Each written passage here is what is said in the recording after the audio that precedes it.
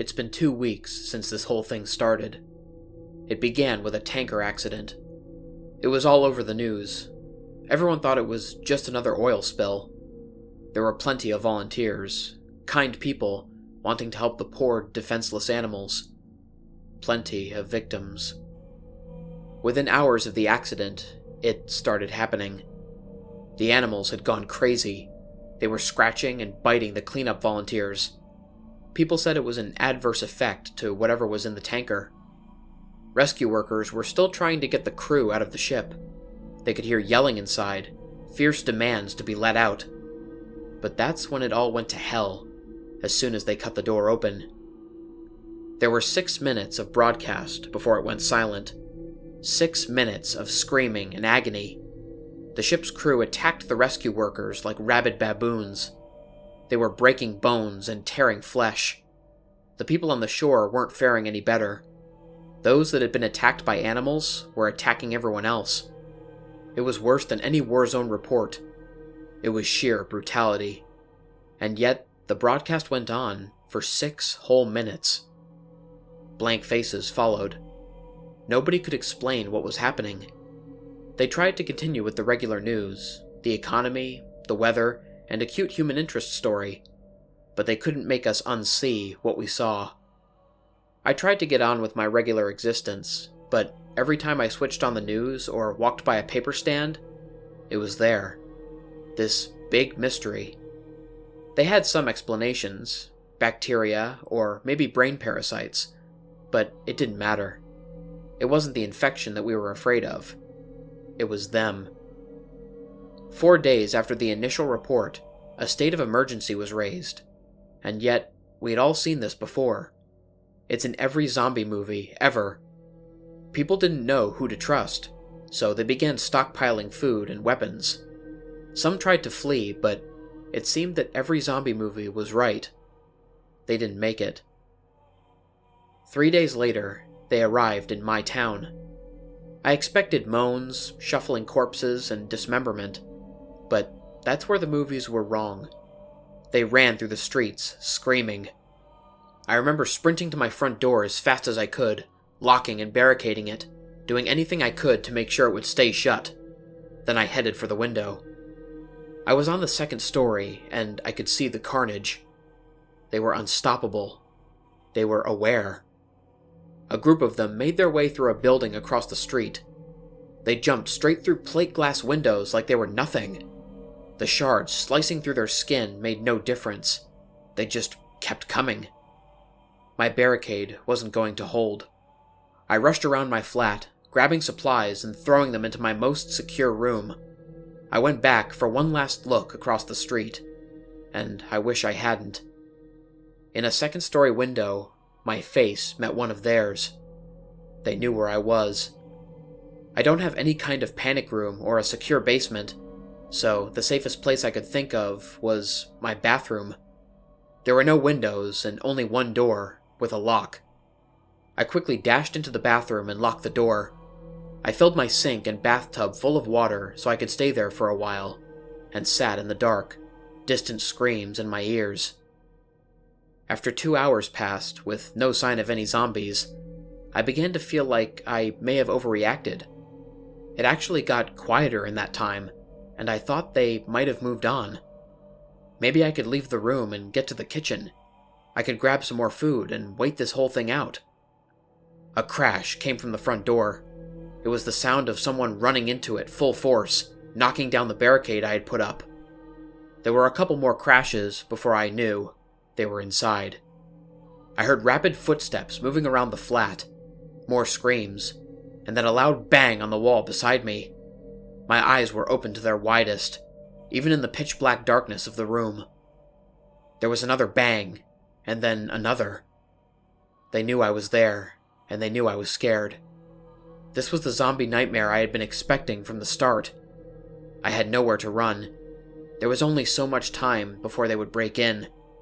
I sat with my back to the door, hoping my extra weight would make it harder for them to knock it down. Then it got worse. "Why don't you open the door?" There was a voice from outside. No screams or moans, just a quiet, whispery voice. Then more of them. We've come for you. You'll be happier if you open the door. It's not so bad. The whispery voices became a cacophony of noise, trying to persuade me, to break me, to fool me. I had heard that the moaning of zombies would drive people insane, but this was worse. A siren call. I sat in the darkness and hoped and prayed that they would get bored. But the undead don't get bored, and they don't leave. I managed to use the mirror to peek under the door, only to be greeted by horrible, unblinking eyes, blood-smeared faces, screams, and more horrible whispers. That was 2 days ago. I don't know what to do anymore. Maybe it won't be so bad.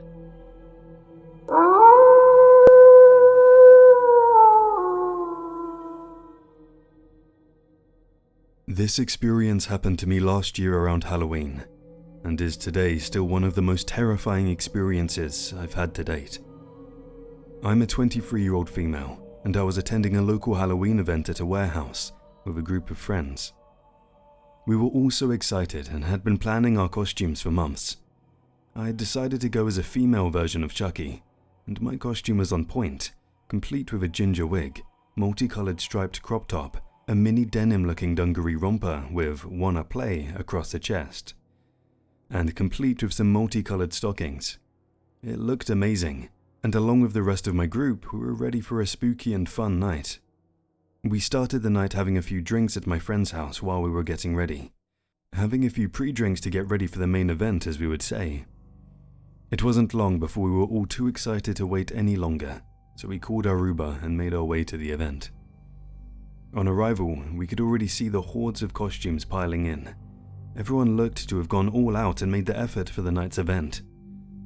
There were some amazing costumes around. Some that stood out and sprang to mind was someone dressed up as an empty toilet roll, to someone dressed as a vending machine containing chopped body parts. Some good, creative homemade costumes. As we entered the venue, the music was blaring, and everyone was having a great time. The Halloween season was truly in full swing. And we were loving it. After dancing for what felt like hours, I went to the bar with my friend as we grabbed some more drinks. It was there at the bar I looked up to see a hooded, masked person, seemingly staring over at us. Their mask was creepy. It was a pale face with a horrible smile, complete with 2 rusted button eyes. At first, I couldn't tell if they were staring at us or not. It wasn't until I nudged my friend to grab her attention. When she saw the person, she jokingly waved over. They didn't move, but continued to look in our direction. Laughing, we grabbed our drinks and headed back to our friends. Later that night, as we were taking group photos, we got someone to take a group shot of us. As my friends looked back through the pictures, one of them laughed, saying who was the creepy guy photobombing our picture. As I looked at the picture, I could see the same person in the creepy mask from the bar in the background of the picture watching us. I turned to look around to where they were stood, but they were gone. And with crowds of people around, I couldn't see them anywhere. Brushing it off, I continued to enjoy my night. It came to the point I needed to head to the toilet, and I asked my friend to come with me, but she was too busy dancing with someone she had met, so I went on my own. As I pushed through the crowds and finally made my way through to the toilet area, the crowds died down as I turned the corner. Entering the toilet, there were a few girls checking their makeup in the mirror. I heard them leave, and then it was just me in the toilet. I heard the door creak open and then close, but I didn't hear anyone come in. As I left the cubicle, the room was empty. I washed my hands and opened the door to leave. It was as I turned out of the toilet. I was startled, as I was met with the same creepy masked figure from the bar and the picture. They stood in my way, hovering over me, staring down at me. An uncomfortable feeling fell over me as I politely asked them to move out of the way. They didn't. They just continued to stand there. As I went to walk around them, they stepped across and blocked my way. My heart began to race. Looking up at the mask, I asked what their problem was. It was then the figure pulled a piece of paper from his pocket as he handed it to me. I refused to take it until they pressured me into it, hoping they would leave me alone. As I opened it, it said in scruffy writing, "I wanna play," obviously referring to my Child's Play outfit. I scrunched it up and said no thanks as I squeezed past, trying to return to my friend. As I turned around, the person was again watching me as I walked away. Feeling uncomfortable from my encounter, I tried to enjoy the rest of my night, but I couldn't help always looking over my shoulder, feeling that person was watching me. It came to the end of the night, and we were all waiting outside, ready to make our way home. My friend asked me again if I was okay. I was fine, but again I was just cautious and looking around for that mask. As I saw the few remaining costumes leaving, I couldn't see the creepy smiling face, which made me feel better. All I wanted was to get home at that point. Back home, my friend had just dropped me off as I was the second from the last drop. I climbed the stairs and took off my shoes and outfit, crawling into bed, still feeling pretty drunk. As I lay there with my eyes closed, I could feel myself drifting off. It couldn't have been more than 5 minutes later when my phone vibrated and pinged, disturbing me just before I had fallen asleep. As I reached for my phone, I expected it to be my friend saying she got home okay, but when I looked at my phone, it was a notification from our security camera, as it read, "Motion detective on driveway." I opened up the notification to play back and my eyes widened. The blood in my veins ran cold. What appeared on my screen was the horrifying sight of that haunting smile and button eyes from the rave. The person in the mask was walking across my drive. I got the live camera feed on my phone and my heart began to race. I couldn't see the person anymore. I rushed to my window looking down and again there was nothing. I slowly walked to my door, opening it, but as soon as I did, I stopped in my tracks. A chill ran down my spine as I could hear the sound of footsteps downstairs. They were now in the house. The dark shadow of a figure come into view at the bottom of the stairs as I froze. The person in the mask looked up at me, noticing me. Fear crippling me, I stood there motionless. The smiling face began to ascend the stairs, and with this I broke from my fear-like trance and screamed as loud as I could. My parents' bedroom door soon burst open with my dad running out to see if I was okay. I screamed that there was someone in the house, pointing at the stairs. But as we both looked back, the person had gone.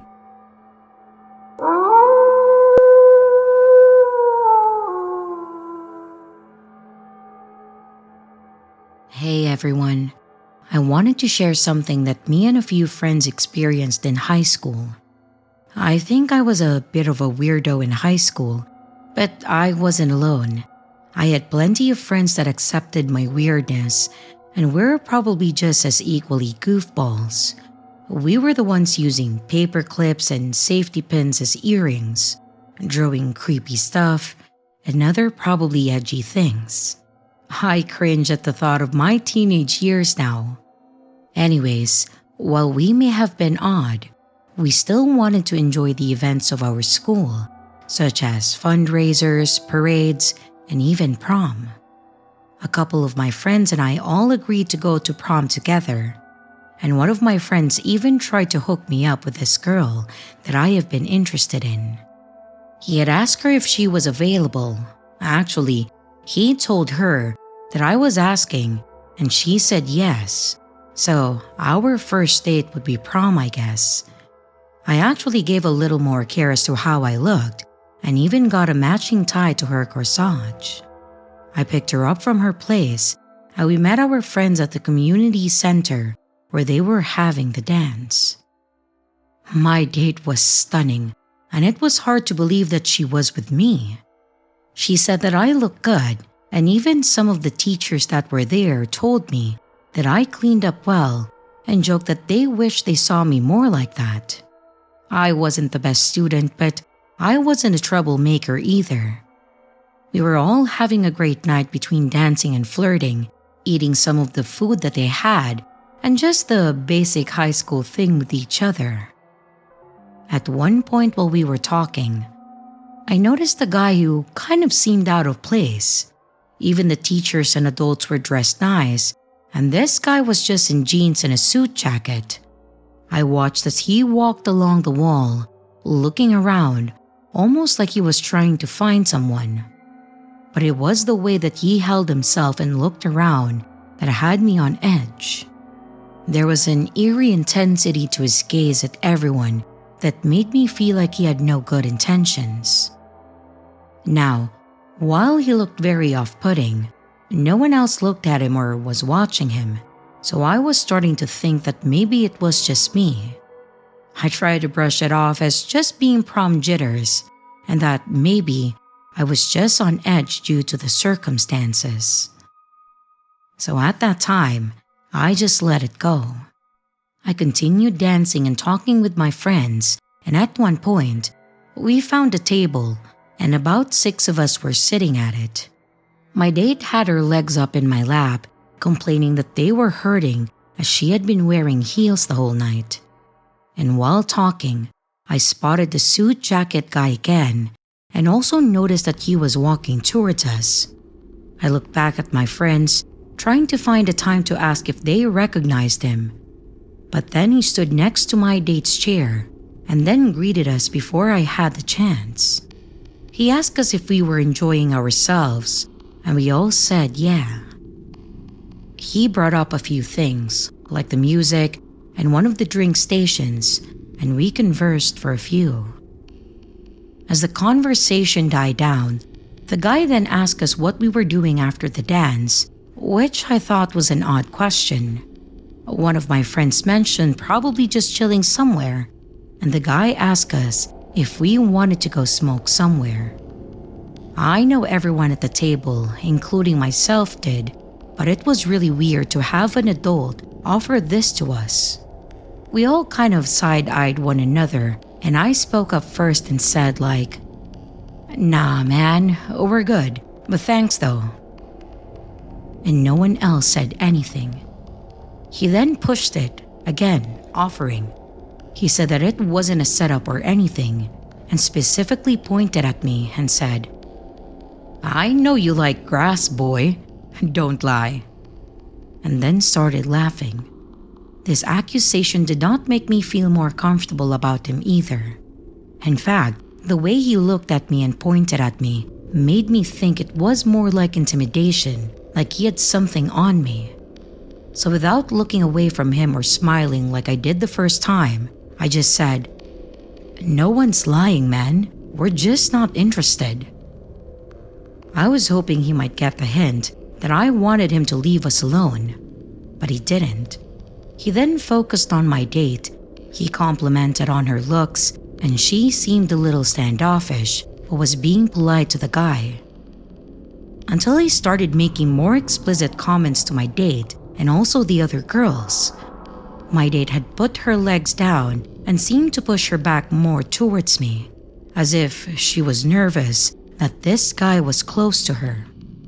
Nobody was saying anything, and being that I was already nervous and suspicious of this guy, I was now annoyed that he wasn't getting the hint. So I stood up, called him a few names, and I told him to leave. I also very loudly made a comment about him hitting on teens and stood there hoping that he would finally get the hint or that maybe another adult would come over. The guy again laughed as he stood up and said that if we changed our minds, to meet him at a certain park.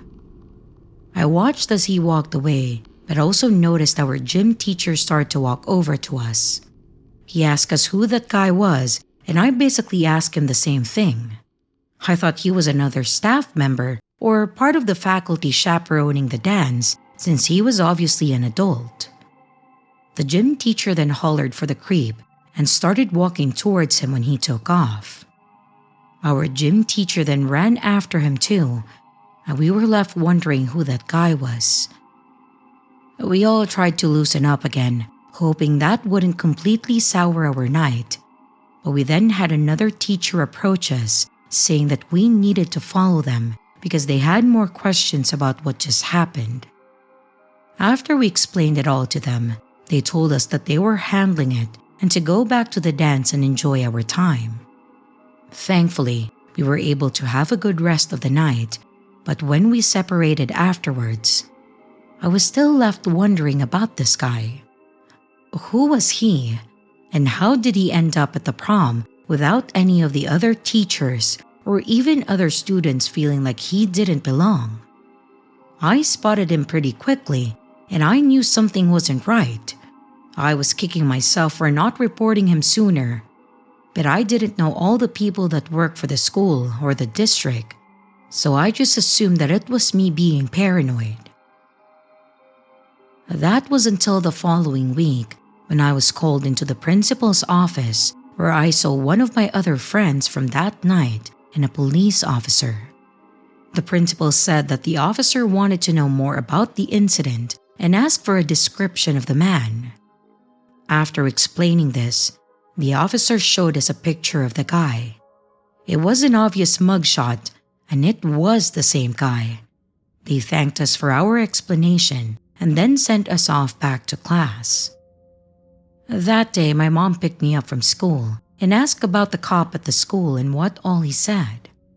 I had told her about the incident at prom, so she was already aware, but she said that she also got an email that the school sent out to everyone about this guy.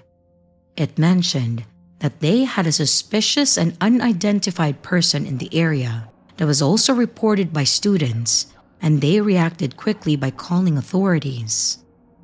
And later that night, a cop had stopped behind a car that was parked near our school with all their lights off and questioned them. Our gym teacher saw the guy leaving in a car and gave them the details as well. The car and the guy matched the description, so they detained him. They sent the email letting them know that he was still in custody after being identified by witnesses, and that if they had any other questions, they could call the school or the officer handling the case. It was a relief to know that that guy wasn't out walking around, but it also creeped me out just that much more, knowing that he was still nearby, like he was waiting. I wanted to include this, but of course, I can't confirm the validity of it as it was all from word of mouth. One of my friends said that their parents called the officer and they told them that they searched for his car and they found rope, duct tape, a knife, condoms, and weed. The weed at least matches up to the story that he was feeding us that night, if that information was true. Then, what the hell was his plan? It put shivers down my spine thinking what could have happened if any of us went with him that night. For the most part, it was a fantastic night, but it was also very memorable for us. From then on, I promised myself that if anything ever seemed off, especially when it comes to another person, I would tell someone immediately. I'm glad no one went with him that night, but it's always in the back of my mind of what could have happened.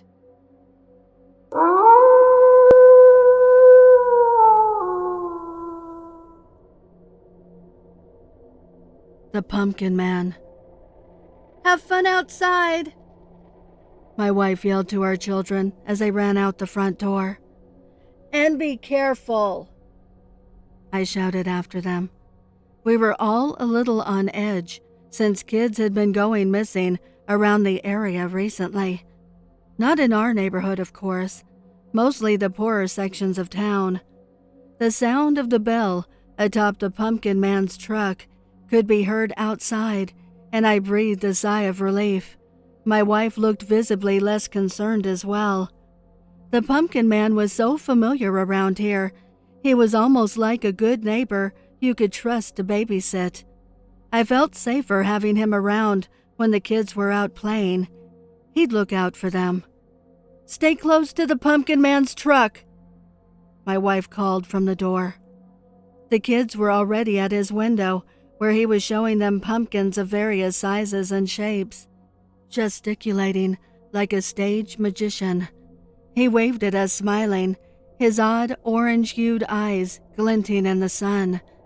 My wife and I closed the front door and went inside to watch television.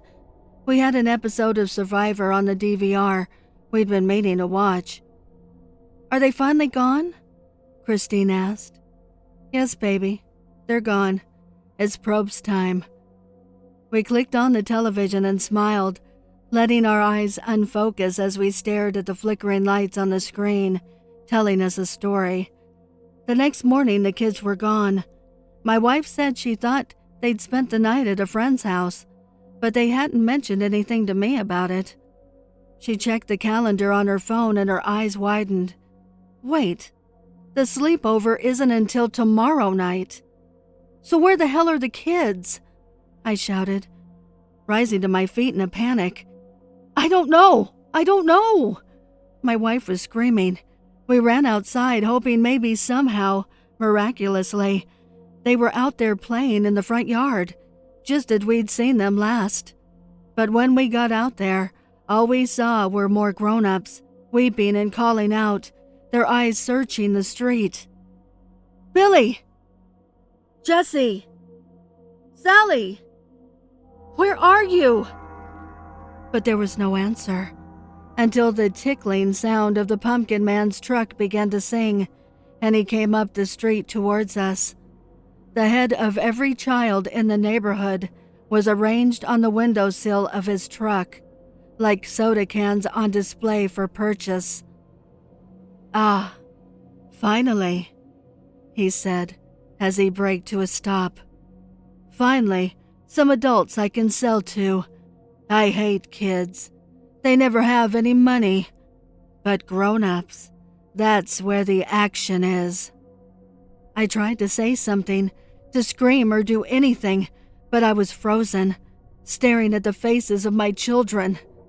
My children's heads were moving and rocking back and forth, making agonizing howls of pain, despite having no bodies. They were still alive somehow. Okay now, who wants to buy their favorite pumpkin? We'll start the bidding at 10,000.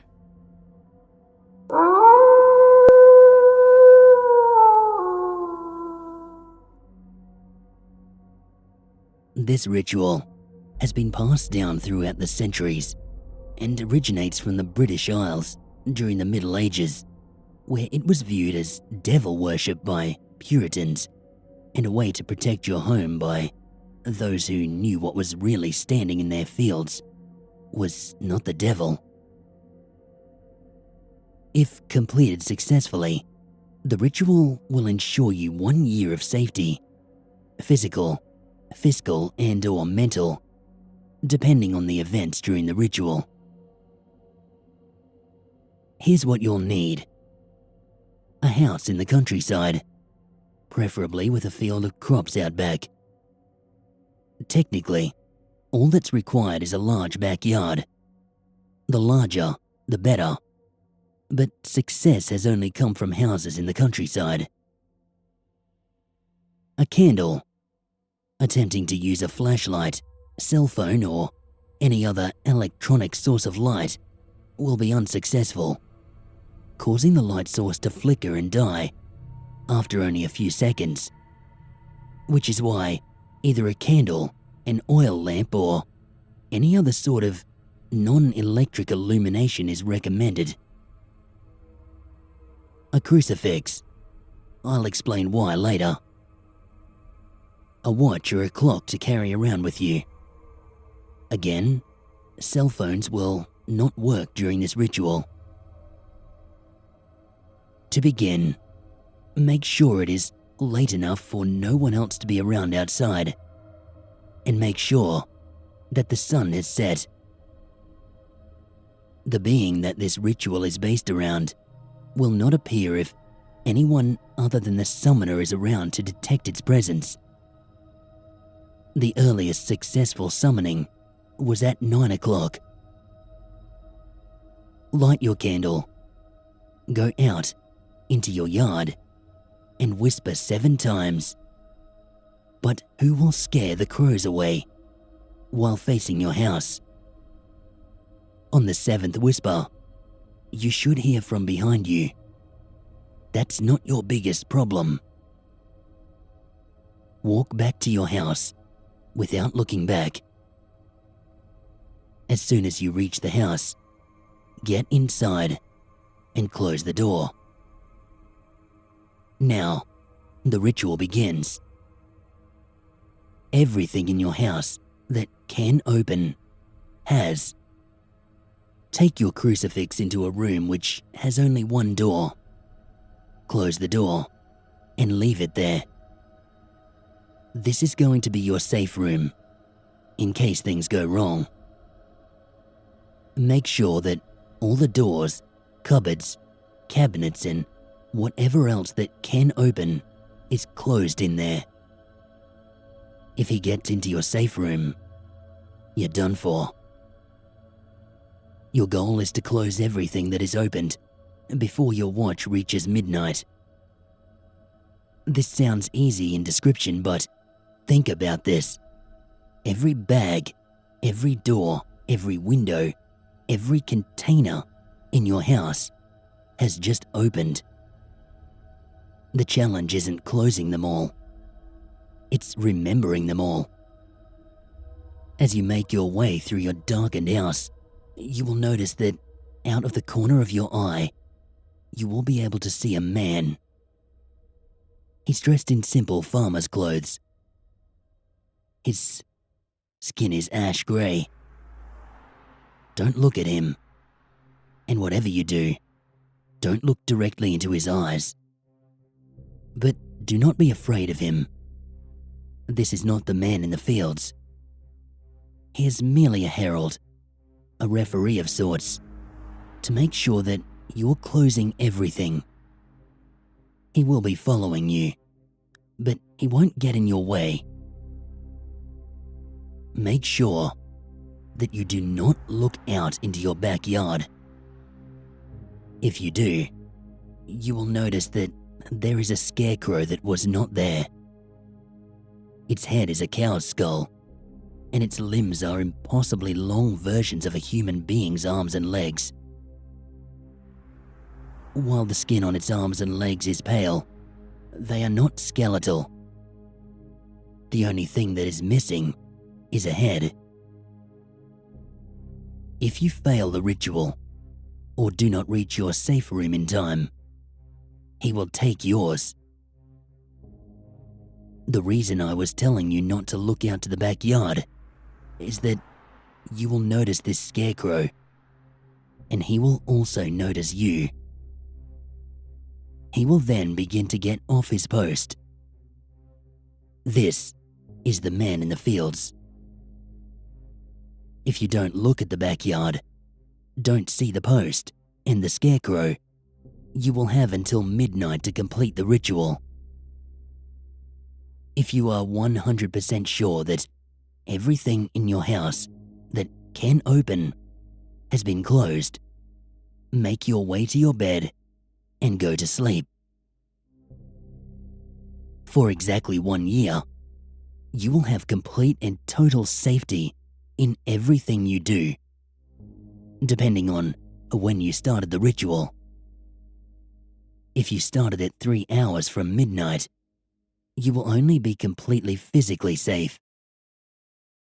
A lot of people have used this to elongate their lives past where they would normally end.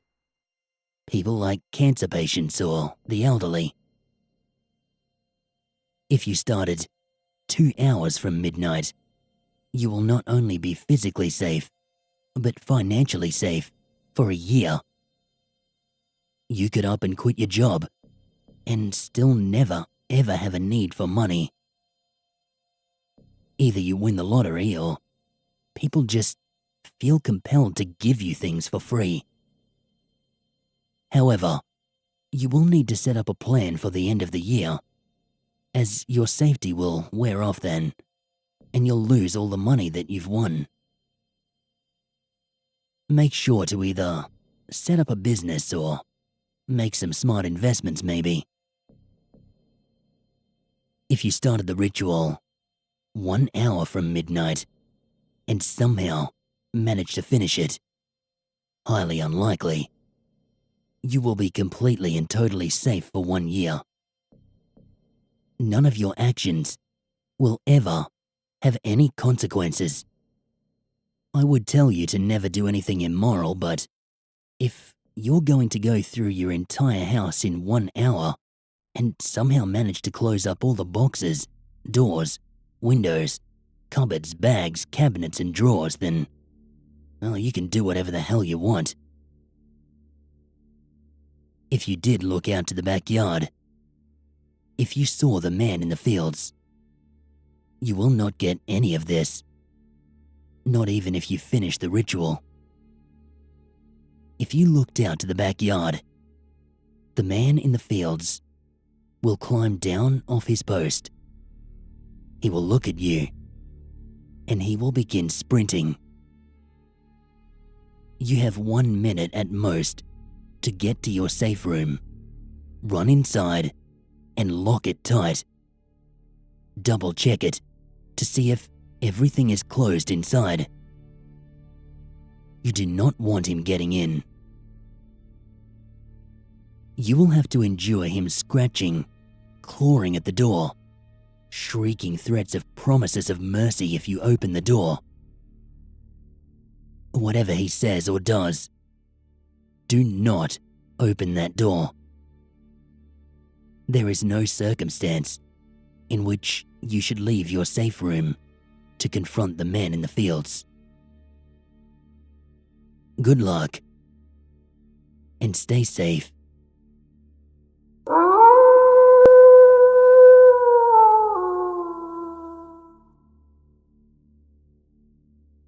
Are you sure you really want to do this? I asked Ray with a concerned expression. He frowned and patted me on the back.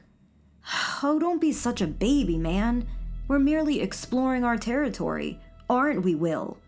Yeah, man, don't be such a wuss. I bet the most we'll find is a turf of Bigfoot's hair stuck to a tree branch or something.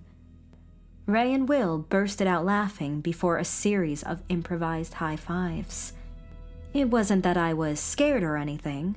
It was just that I had a really bad feeling about this. These woods on the edge of my newly bought house in Washington State were eerie. A profound fog enveloped the entire landscape for most of the day, preventing minimal sightseeing for extended lengths of time. In addition to this, I had noticed that on some nights the sounds of nature would just stop and everything would go into complete silence. When this happened, I didn't even dare look out the window, and I would just turn around and sleep in my bed. I didn't consider myself a hiking expert by any means, but from what I had read on forums and articles on the internet, when this happened, it was not a good sign for oneself, and it usually meant there was an apex predator on the prowl. You got everything I told you to get for us in these bags? Will asked me while scrummaging through the backpack I had prepared for us all. Yes, as far as I know, I checked off everything from that list you gave me. Will kept searching for a few more seconds before retrieving the compass I had thrown in earlier that day. Ah, exactly what I was looking for. He held it up in his hand and studied it. According to this, the way back will be northeast of the forest, so remember that, boys. Well, what are we waiting for? Let's do this then, Ray shouted, galloping over a decayed log. Let's go, James. Will tapped me slightly in the chest before following suit behind Ray. I glanced back at my home and gulped. Ignoring the dread that befell me in that instant, I ran up to catch up with the others. With rain drizzling down our backs, we continued through the soggy forest. We had been walking for about 2 hours now, and nothing noteworthy had been discovered by us yet. I hoped it stayed that way. This forest made me very uncomfortable, and the gray and rainy weather didn't help the situation at all. Well, what do you know? Ray stood on the tip of the rock overlooking a small valley and smiled. What is it? Will rushed over to his side and grinned from ear to ear. The star of the show! Ray raised both hands as if presenting something and closed his eyes. What is it? I asked, trudging through the mud to get to them. It's our next destination, Will said, rushing down the slope towards what seemed like a cave or mine of some sort. Ray, do you really think it's a good idea to... I do, Ray interrupted. This is what we came for, man. Let's go. Stop being a wuss. He pushed me forward, causing me to slide down the slope at an uncomfortable speed. After getting to the bottom, I moved forward towards Will, who was already shining his light down the cave. I can't see a goddamn thing down there. Well, 3 is always better than 1, so light up your torches, boys. Ray lit up his flashlight and placed it under his chin as he spoke. And let's get this cave explored. Both Ray and Will chuckled as they ran inside, shouting erratically. I stood still with my flashlight in my hand. My stomach weighed heavy on me, and my breathing had intensified drastically the last few minutes. I closed my eyes and attempted to garner my confidence once more. Why was I feeling such dread? We would probably only find a couple of old trash, and that's it.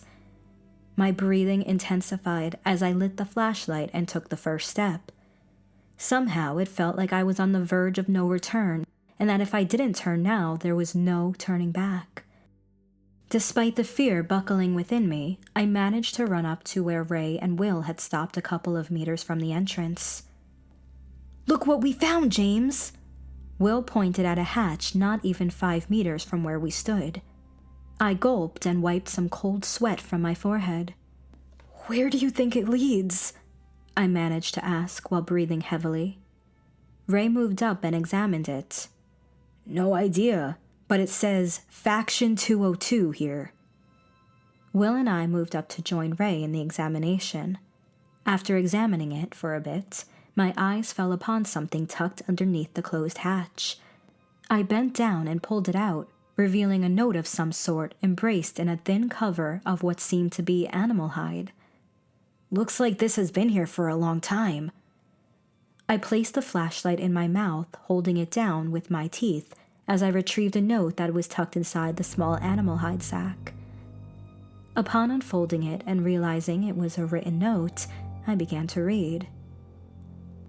To whoever finds this, we have managed to lock it away in an old bunker with an old blood spell one of our chieftains knew, but not before it killed half of our tribe while leaving the rest traumatized and insane.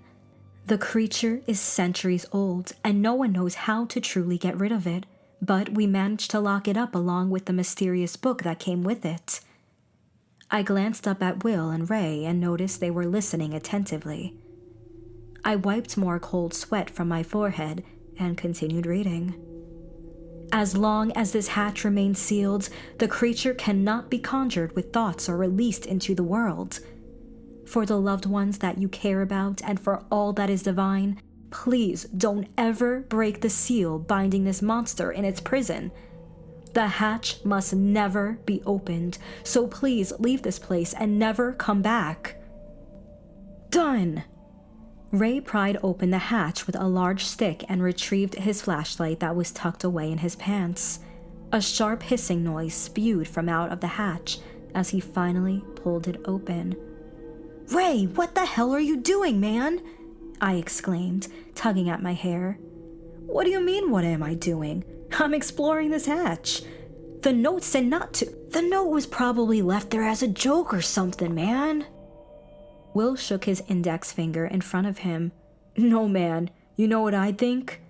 There must be some kind of treasure these people are hiding down there, and they placed this note here so no one could get it. But guess what? Ain't no note gonna keep me from this treasure down there. He rubbed his hands and peeked over the hatch with his flashlight. I'm going down there. Ray followed suit, shouting at me from below. I peered over the hatch with goosebumps all over my skin. My heart was pounding in my chest as I witnessed the darkness below. It wasn't just any darkness, though. It was the darkest dark that I had ever witnessed in my life. One that not even my flashlight could penetrate. I gulped once again, my breathing intensifying as I noticed the hand holding the note tremble. I closed my eyes and attempted to garner my courage once again. James! James, look what we found, man! Their voices echoed from below. Pushing my instinct away, I found the courage to descend the ladder down and ran up to where Ray and Will stood merely 8 meters from where I was. What did you find? I said, moving up between Ray and Will. No one spoke as they let the scene speak for itself. I gasped as I entered a bunker filled with old human bones and gold. The shiniest gold fragments that I had ever seen in my life. I felt my soul fill with joy as all three of us hugged each other at once and jumped in joy. We were rich, rich beyond measurability. There was no creature. It had all been a ruse to prevent us from coming down here. Our thoughts and gayful emotions were cut short when we heard a snap of bones to our left. Upon turning, a dark hooded figure could be seen standing on top of the human bones. My eyes widened as a tear rolled down them. "What the hell is that?" Will asked, stumbling backwards with his mouth wide open. I tried telling them what it was, that it was the creature that the note had warned about, but only a faint shrill escaped my mouth. I was unable to move, to talk. "Hey man, who the hell are you?"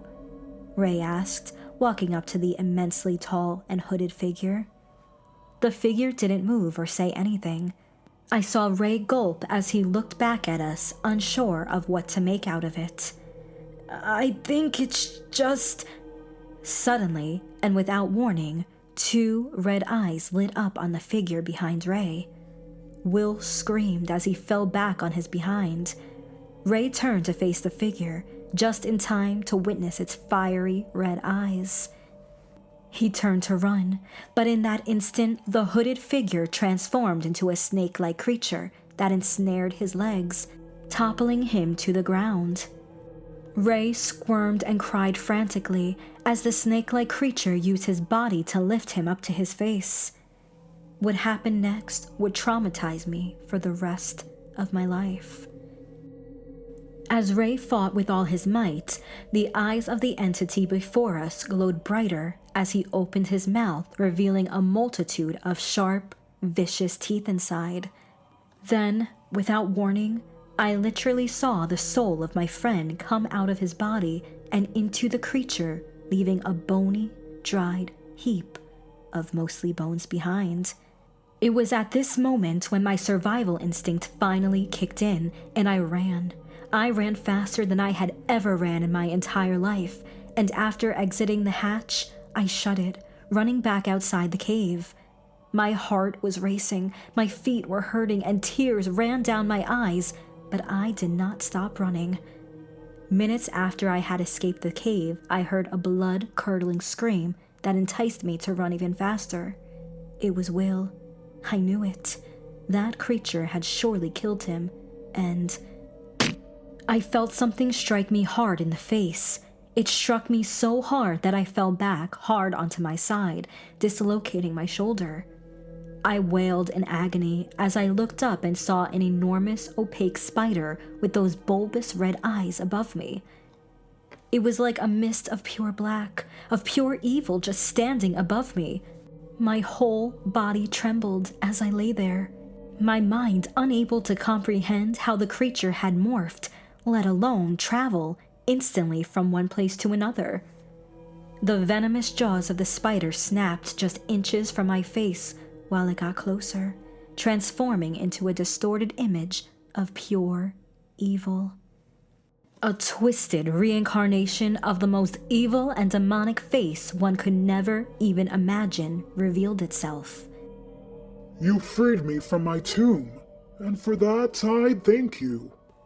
The entity spoke in a thunderous and thick voice that shook me with every word. "I will let you live for that, but know this. Thinking of me reveals me, so if I ever see you again, you will not be spared."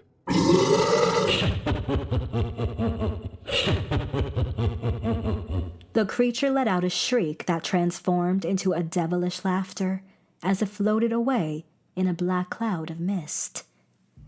We had just released a terrible evil onto the world, an evil that would surely consume all that came into contact with it. Closing my eyes, I swept the thoughts of what had happened today away from my mind. I didn't want to call it back with my thoughts now or ever again.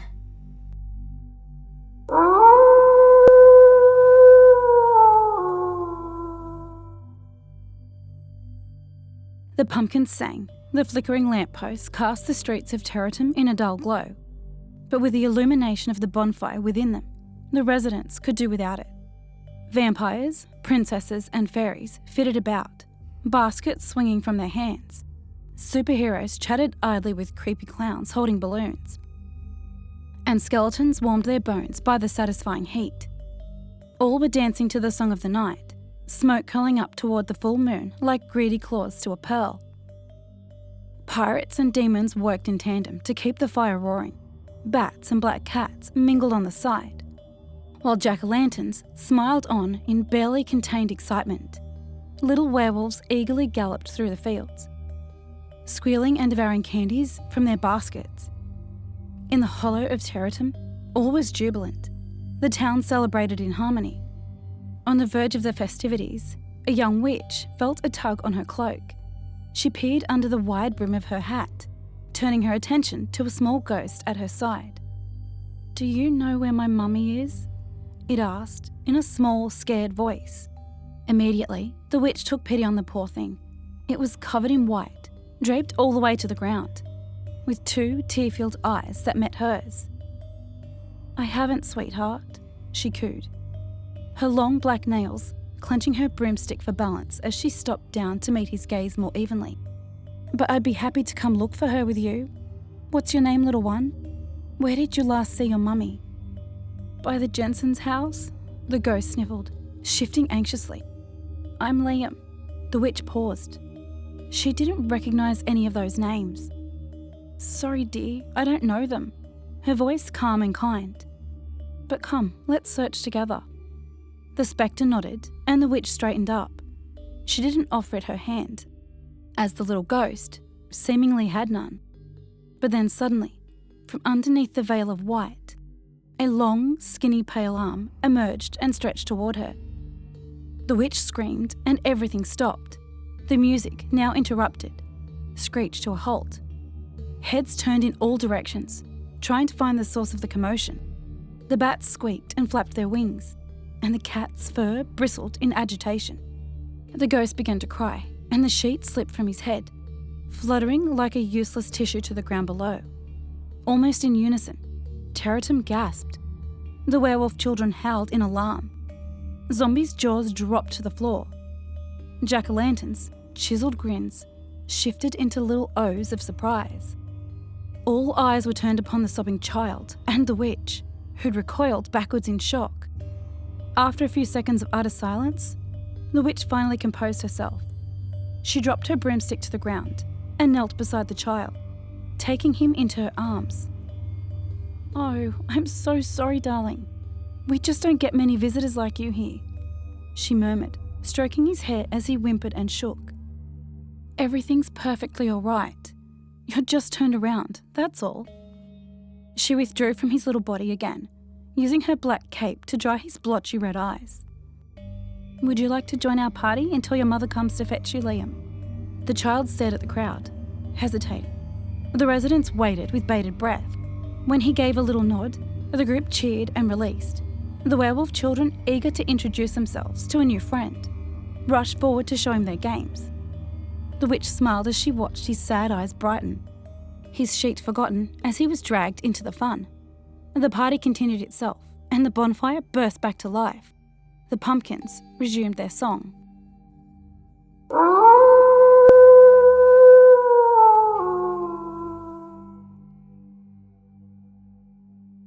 I am one of those people that think about the most awful scenario that could happen at any time. Whether it is at a restaurant or at the movie theater. You know, like a man walks in with a gun, or a man comes towards me and kidnaps me. Yeah. I am abnormal. But think about it. How many times have you walked by a person and made eye contact with them? But not kind and flirty, more like eerie and unnerving. Like they were looking at you before you saw them, or they stared at you a little too hard. I mean, what if this person has been a serial killer? Apparently you walk by a psychopath at least once each day. What if, when you felt like you were being watched, you were? By a person who has been searching for the right one for a long time. The one person who wishes to hold the fate of your life in their hands. The uncontrollable lust to kill. Just think about that. And what if, instead of a person wanting you, you walk by a person that already has someone? Some little girl crying all alone in the basement, having to worry about when the bad man is going to return. The one you just walked by. The one who looks a little too calm and happy. Maybe, just maybe, you know one, or could be best friends with a psycho. You claim to know everything about each other, but do you really? You aren't with them constantly. You have to close your eyes sometimes. That is one of the reasons I can't deal with sleepovers. Most think, oh, they will draw on me.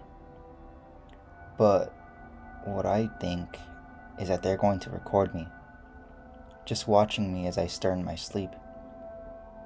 I can't be the only one. Anyway, chances are that you know an insane person, or a perfectly sane person with a killer habit, or that you have seen or perhaps read something from someone who could be watching you right now.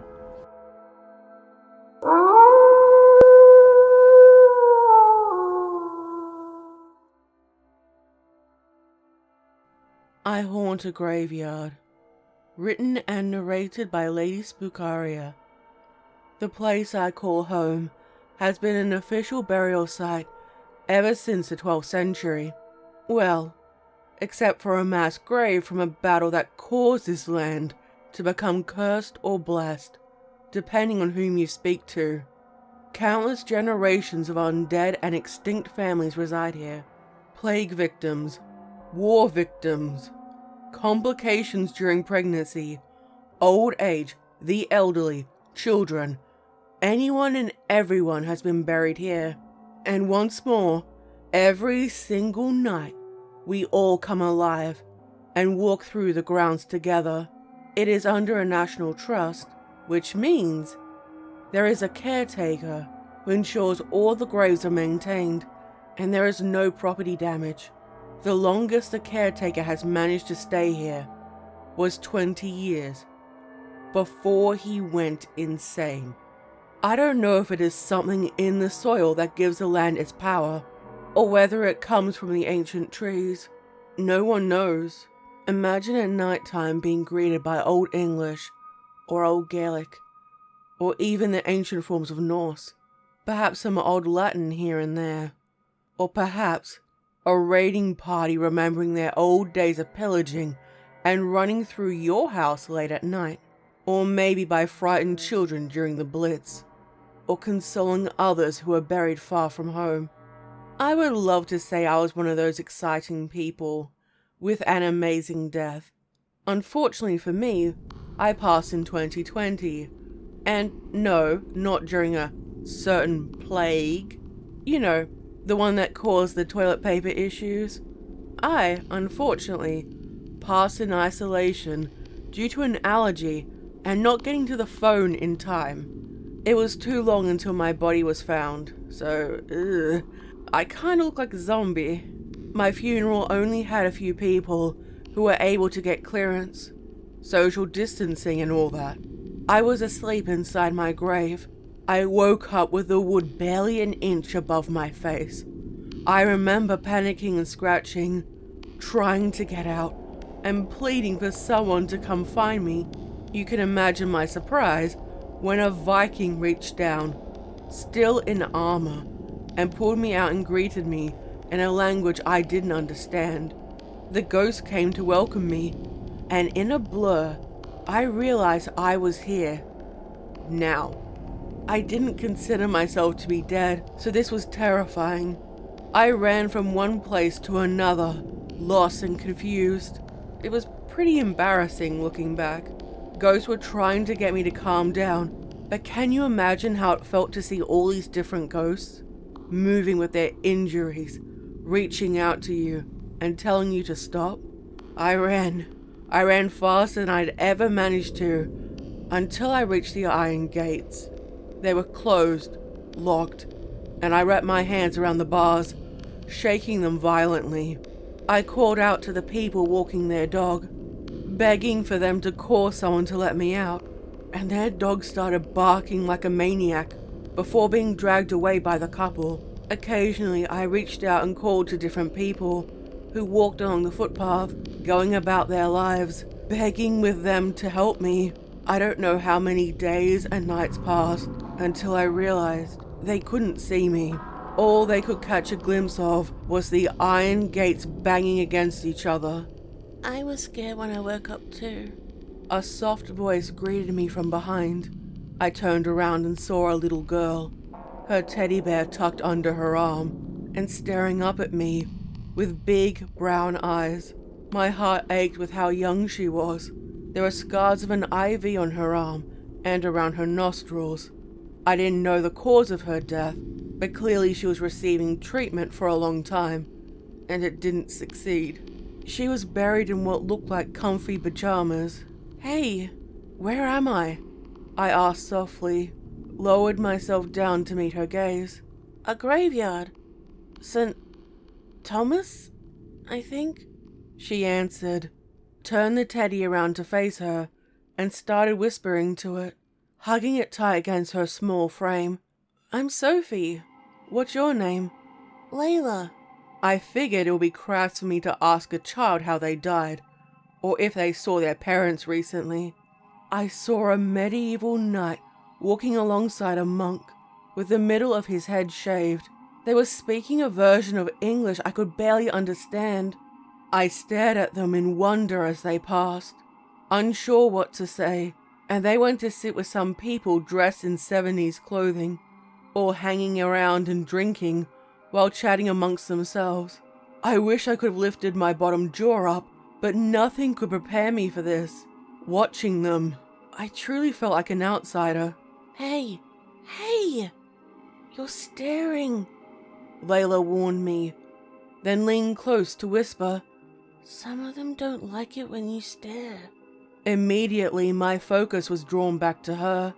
Is everyone here dead? I whispered. She frowned at me, then nodded and pointed to the house on the hill, and I saw a woman approach me. I imagine it was a shock. I'm Mrs. Harris, the caretaker's wife. I see you have Layla here to look after you, she answered, giving Layla a loving smile, and staring at her, I realized she was among the living, completely outnumbered around the dead. You will be okay, Sophie. I wondered how she knew my name, but she was here, setting things up for my funeral. Are we trapped here? I asked, looking at the horde of people throughout time, each dressed in the clothes they were buried in. The sorry souls who were buried in paupers' graves walked around in barely a funeral shroud. However, they didn't appear concerned by this, and nor did any others. We were all equal in death. I couldn't help but stare when I glanced back to where Layla had been. I noticed she was gone. My question unanswered, I decided to walk to the iron gates. First I tried to open them, and my hand burned when I touched the surface. I pulled it back, gazing at my wounded palm, and for the first time, I felt pain. I stared outside, realizing that I was indeed trapped here, and wondered when I'd see my family or friends. The day came when they finally came to see me, bringing flowers, and while they couldn't see nor hear me, I could see them. I could hear them. I hated how I missed out on parts of their lives that mattered to me. They promised they would come and see me again soon, and watching them walk to the car, I wished I could have gone with them. Some of the ghosts would gather together, a celebration that the caretaker would put on for them. He and his wife cared for us as though we were family. They'd light candles, wine, water, food, all for us to let us know we were loved and thought of. In the children's section, his wife would sit and read a bedtime story, and would leave a nightlight out in case They would get scared. They'd assist the ghosts to trace their missing family members so they could say goodbye or speak words that should have been said in life. The one night, the only night I could leave was Halloween. All the spirits would leave and go wherever they wished, to see families buried in different places. Even from across the globe, they could see and meet with each other.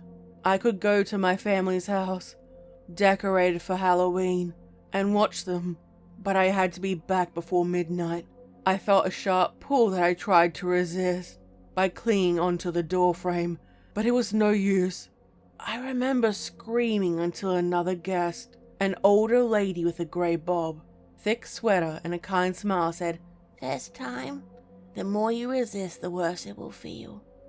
With her warning now in mind, I walked back, refusing to be dragged, all back to the graveyard, and saw all the other ghosts return from their quest.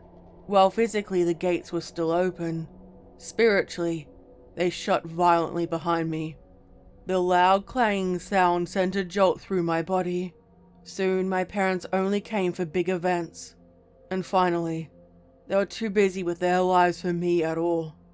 Years passed and I made friends among the ghosts and learned about them. They became my new family. Still, my parents would try to make the effort. Both of them were old now, and soon my father joined me, buried in the same graveyard. I remember watching his funeral, and my mother crying by his gravesite, longing for the day she would be returned with us. I heard his muffled screaming down below, under the sacred earth. "Hey, Dad," I said, offering my hand in welcome to his new, deadly life. I pulled him out, and it took him a moment to recognize me. Confusion, fear, both emotions were perfectly normal, given the circumstances. We hugged while crying, happy and sad at the same time to be reunited. I introduced him to everyone, and we even met some distant family members. Months passed while we waited until Halloween rolled around and went to see Mom. With trick-or-treaters on the streets and decorations lining the walls, it was definitely the spooky season. We walked through crowds of dressed-up people. Some of them would shiver when we passed through, and a rare few would stare at us in fascination, knowing that the spirits of the dead roamed this night. The outside of the family home was so familiar, with only a few minor changes. My dad froze, scared to go in, and putting my hand through the crook of his arm. Going home for the first time was always the hardest. I patted his hand to encourage him, and he gained his courage, and we entered our old home. Nothing had changed for him. We found her sitting on the lounge, watching her favorite TV show, a warm cup of tea by her side. The lounge room hadn't changed from last year. The only difference was there were no decorations this time. He sobbed, reaching out to touch her face, and she pulled the blanket up to protect herself from his cold touch. "She can't see us, but she can hear us when she's sleeping," I told him. We waited, and I watched my mother drift off to sleep with the television playing in the background. Her body started to tremble, and I realized the life was leaving her. She let out a long final breath and died in front of us. Her soul appeared standing upright and looked at us with a loving, tender smile, and faded away while my father screamed, falling to his knees. There was no reaper to claim her. Nothing, yet I still had hope. He called out her name again, trying to stand up, and took her hand, desperately hoping it would prompt her to return. I placed my hand on his shoulder, squeezing it to comfort him. "Don't worry, Dad. We'll see her again."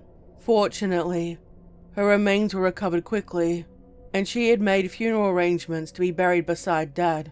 We had to wait for a little while for the funeral, and for her body to finally be laid to rest. It grew dark, and nightfall finally arrived. The night of her burial came, and we stood by the gravesite with anticipation for seeing her again. Excitedly, we waited for midnight to arrive and for her ghostly life to begin. We were ready for her to call out to us, but she never did. We waited until morning. There was no calling out to us. We looked, we checked, but her spirit was gone. We never discovered where her spirit went. Ever since, century after century, I've listened and watched my dad grieve. A mourning with no end. And I don't know which is more painful, not knowing where Mum is, or watching and being unable to help my father. Now, we don't go anywhere on Halloween.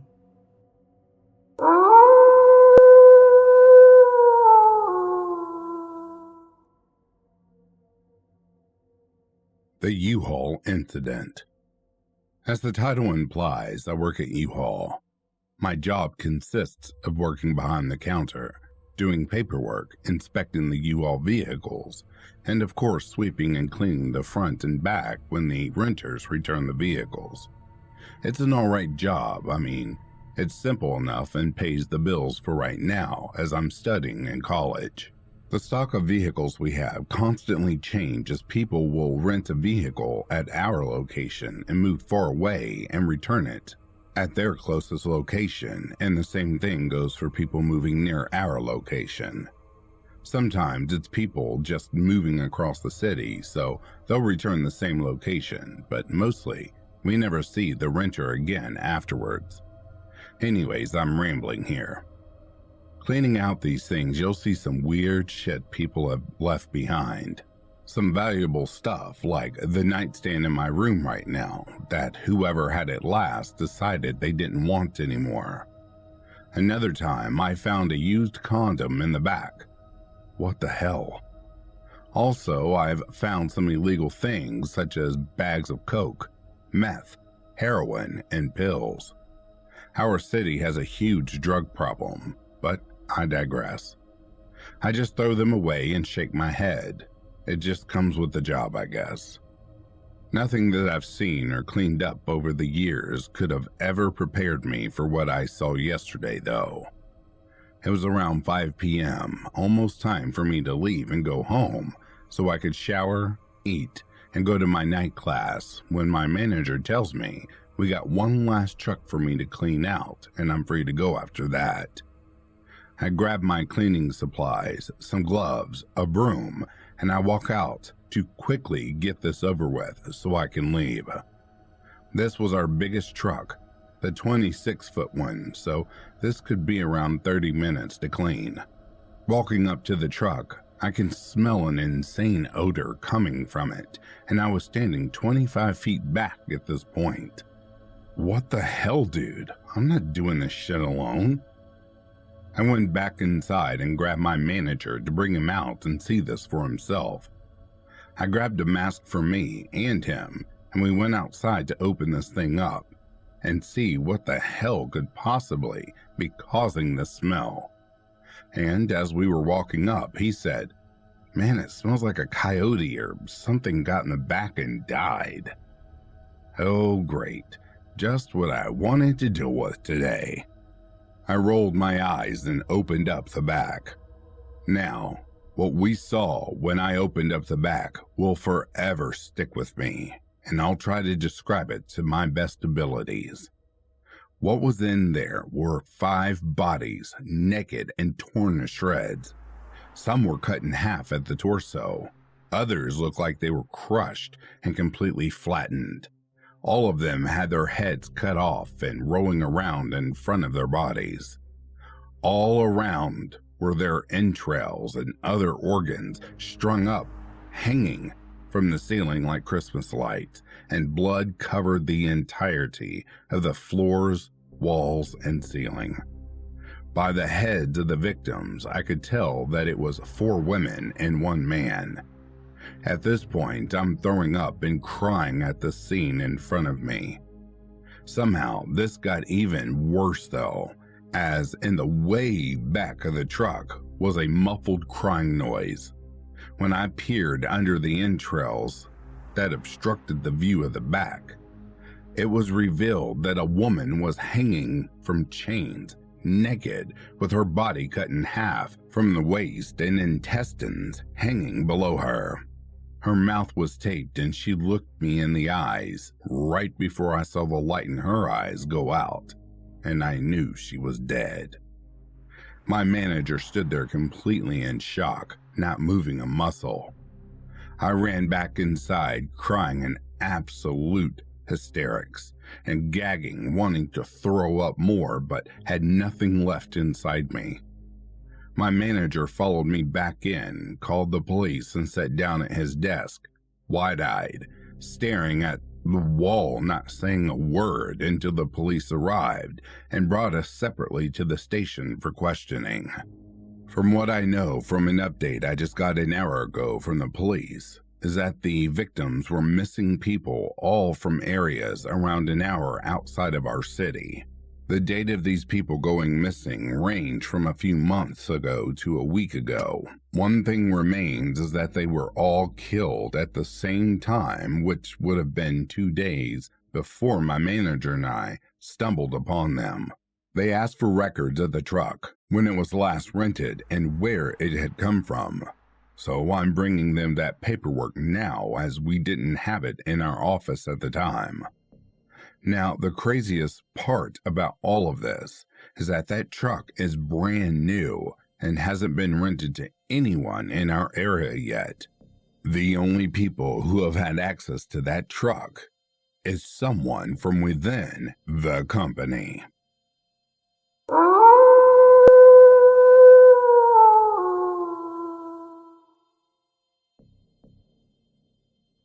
Seems like a lot of people have scary experiences with Ouija boards. Here's mine. Back on Halloween night 2019, I was at a party with my friend Alex and a couple of his friends. We were having a good time jamming out to spooky Halloween music. We'd all been partying pretty good, and some of us were getting tired, but we wanted to play a board or card game or something to end the night with. One of Alex's friends, who will have her name changed to Lexi for privacy reasons, suggested we do a Ouija board like in the movies. Now, I grew up in a pretty standard Christian home and was always warned around Halloween every year to stay away from Ouija boards, blah blah blah. They're evil, blah blah blah. But I didn't really buy into it very much. Well, none of us actually had a Ouija board or knew where to find one. So Lexi suggested we just make our own. So of course, being dumb teenagers, we just looked up a design and took to a Sharpie and drew one up, using an old guitar pick as a pointer. We sat down and started asking it questions. At first, the questions were stupid, like, which one of us is the dumbest? Which one of us will make the most money after high school? Just dumb questions, and we would get a bunch of no's, like the board was annoyed or something. Well, after a while of asking dumb questions, Lexi asked the board if there was anyone who would like to talk to us. Then the whole mood in the room changed. It felt colder, and everyone for some reason felt uneasy. The pointer slowly moved over to yes. Almost everyone felt super uncomfortable. But one of our friends, who I'll call Mike, wasn't convinced. He was convinced someone else was just moving the pointer to scare everyone. Mike decided to conduct a little test and asked the board to name a dead relative that no one in the room knew about. And right then and there, the board spelled out Eleanor. Everyone started freaking out because we all knew Mike's grandmother, and her name was Irene. Apparently Eleanor was his great-great-aunt, who'd passed on before his mom had died. At that point, we were all scared shitless and asked what the board wanted. The board started spelling out extremely vulgar obscenities and weird words no one knew. We quickly said goodbye and ended the session. We turned on the lights, and everyone was so freaked out. We threw out the board, and none of us have touched a board since.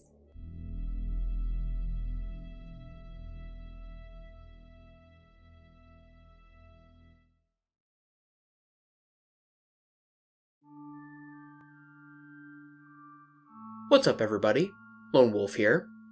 I hope you guys enjoyed listening to tonight's video. In case anyone is interested, all of the various elements used in this video, including pictures, music, sound effects, and stories, will be linked in the description below.